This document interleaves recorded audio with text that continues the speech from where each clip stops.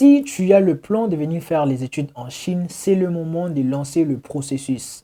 Et dans cette vidéo, je te présente une opportunité que tu peux saisir pour la rentrée de mars 2025. Comme vous le savez, les inscriptions pour la rentrée de mars et de septembre 2025 se préparent maintenant. Et à la fin, je réponds à une question que j'ai sélectionnée dans les commentaires et je pense que c'est très important à toutes les personnes qui sont intéressées par la Chine d'avoir une réponse. Comme ça va vous permettre de vous fixer sur vos plans. Et si c'est pour toi la première fois sur cette chaîne, abonne-toi et active la cloche afin d'être sûr d'être notifié à chaque fois que de nouvelles opportunités de bourses d'études en Chine seront publiées et on se retrouve juste après.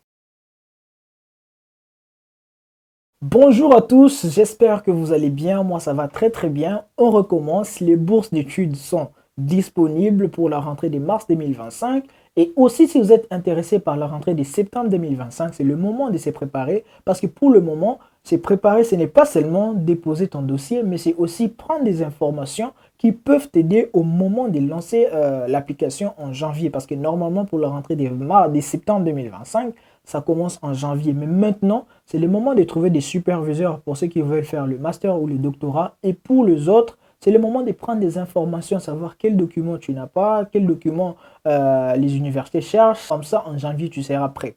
Aujourd'hui, je te présente une opportunité qui te permet de venir en Chine dans la province de Shandong et où tu vas faire un programme de langue.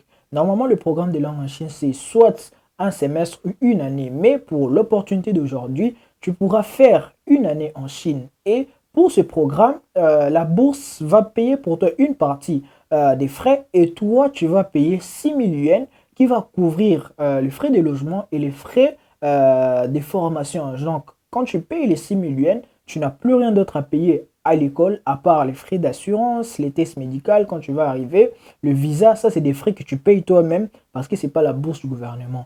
Mais sinon, en termes de frais académiques, logement, tout est pris en charge par les 6 000 que tu vas payer quand tu arrives à l'université. C'est la rentrée des mars, c'est-à-dire vous arrivez en Chine à partir de février, fin février, à partir du 20-25, vous arrivez en Chine et vous commencez à vous préparer pour commencer les cours en mars. Donc, en termes de bourse, vous payez 6 000 yuan. Et pour ce qui concerne les documents, parce que les documents, c'est très important, et ce qui est recommandé par l'université, d'abord, l'âge limite. Ce qui est différent avec cette opportunité, c'est que pour le programme des langues d'habitude, il n'y a pas d'âge limite, même à 40-45 ans, on vous accepte toujours.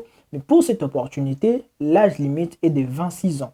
Donc, après 26 ans, vous n'avez plus de chance de bénéficier de cette bourse qui est présentée dans la province de Shandong. Donc, ça, c'est une opportunité pour vous. Et en termes de documents, d'abord, le niveau minimum qui est recommandé, c'est le bac. Si vous avez déjà les bacs, vous avez tout ce qu'il faut pour postuler. Maintenant, si vous avez la licence et master, vous pouvez ajouter les documents, mais ça ne joue pas trop un grand rôle. On a juste besoin des gens qui ont les bacs et qui postulent à temps et aussi qui postulent avec, voilà, avec des agences comme nous qui avons des partenariats avec ces écoles. Comme ça, vous avez beaucoup plus de gens d'être sélectionnés. Avant de continuer, on a lancé notre compte TikTok et là, le but principal, c'est de faire les directs. En tout cas, c'est ça le but principal parce que sur YouTube, on peut faire les directs, mais l'avantage avec TikTok, vous pouvez intervenir directement dans les lives, pas seulement dans les commentaires. Vous pouvez faire des demandes et vous rentrez dans les lives. Par contre, sur YouTube, c'est tellement compliqué. Il faut partir dans d'autres applications pour créer des liens pour vous permettre d'entrer dans les lives. Par contre, sur TikTok, c'est rapide. Ou bien même sur YouTube, il y a des fois, tu peux faire des directs, mais vous ne pouvez pas intervenir seulement par les messages. Et parfois, vous savez, quand c'est direct, je parle, on s'entend et ça avance plus rapidement. Malheureusement, sur TikTok, on a besoin de 1000 abonnés pour faire le live. Donc, je vous invite, si vous avez TikTok, je mets les liens dans la description. Allez suivre la chaîne. On est 10 000 ici. Si on va tous là-bas, on va faire minimum 1000. Je ne demande pas plus là-bas. 1000 parce que l'objectif, c'est seulement faire des directs. Si on atteint le 1000, pour moi, je serai satisfait. L'objectif sera atteint et on va faire nos directs. Donc, bref, les documents qui sont demandés pour cette opportunité, ça sera d'abord votre passeport valide au moins 6 mois, votre photo personnelle avec un fond blanc, donc le derrière, ça doit être un fond blanc.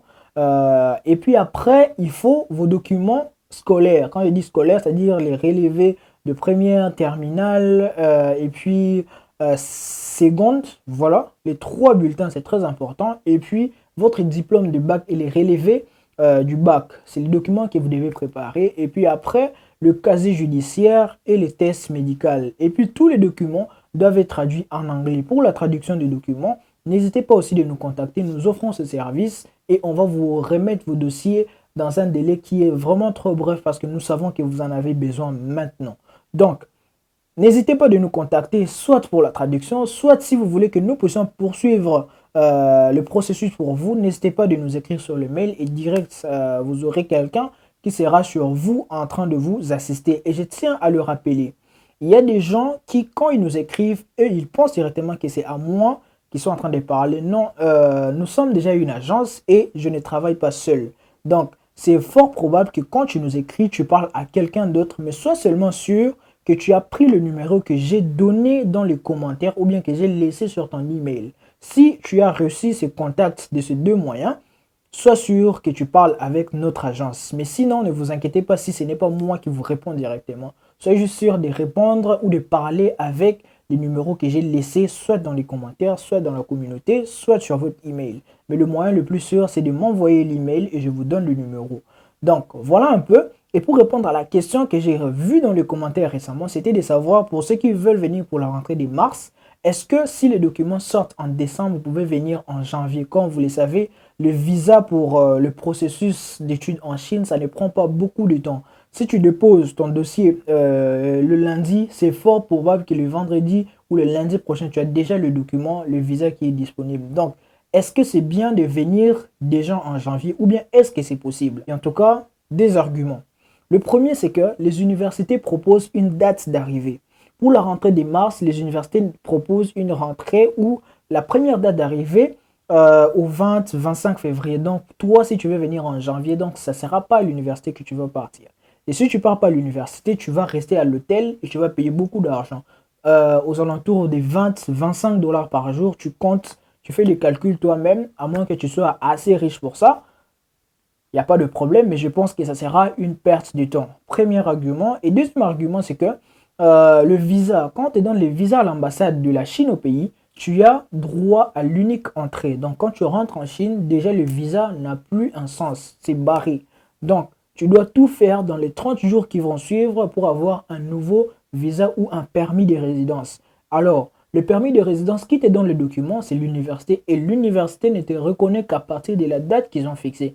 Donc, si toi tu arrives avant, tu n'auras pas l'accès à ces documents-là, donc tu ne pourras pas prolonger ton visa. Et donc, tu vas faire seulement 30 jours en Chine et après les 30 jours, tu seras dans l'illégal. Tu seras soit obligé de quitter la Chine ou bien tu vas rester dans l'illégal ici. Donc, à toi de voir, mais personnellement, je sais que la réponse est claire. Ça ne sert à rien de venir en janvier. Tu as tes documents, commence à te préparer. Regarde les vidéos que j'ai mis sur comment bien préparer son voyage en Chine. Prépare-toi et attends quand la date arrive, tu viens, comme ça tu fais tout dans l'ordre. J'espère que vous avez aimé la vidéo. Si c'est le cas, n'hésitez pas de mettre un pouce bleu. N'oubliez pas d'aller vous abonner sur notre compte TikTok pour les directs qu'on doit vraiment faire. Et je sais que ça va beaucoup aider. Parce qu'il y a des temps, il y a des opportunités, mais le temps de faire une vidéo, voilà, modifier, publier, c'est tout un processus. Mais si on fait des directs 4-5 fois par semaine, je vous mets à jour rapidement sans pour autant avoir à faire des vidéos tout le temps. Au moins, vous avez la chance d'avoir les mises à jour voilà, rapidement. Donc, abonnez-vous, allez vous abonner à ce TikTok et on se retrouve très bientôt dans la prochaine vidéo. Ciao!